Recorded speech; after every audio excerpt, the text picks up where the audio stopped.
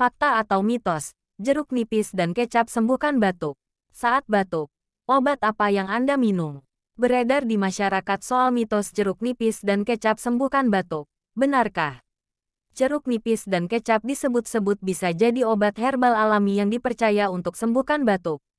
Selain murah dan bahan mudah didapat, obat herbal ini bisa dengan mudah dibuat. Namun benarkah mitos jeruk nipis dan kecap sembuhkan batuk? Jadi dalam jeruk nipis itu mengandung flavonoid namanya narigin. Inilah yang bisa meredakan batuknya atau antitusif.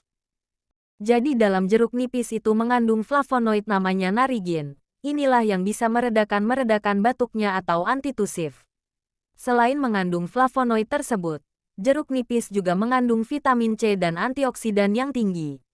Kandungan ini dapat mengurangi inflamasi dan meringankan radang tenggorokan.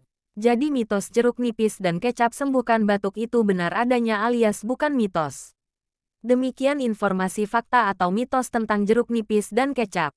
Jangan lupa subscribe, like dan komen.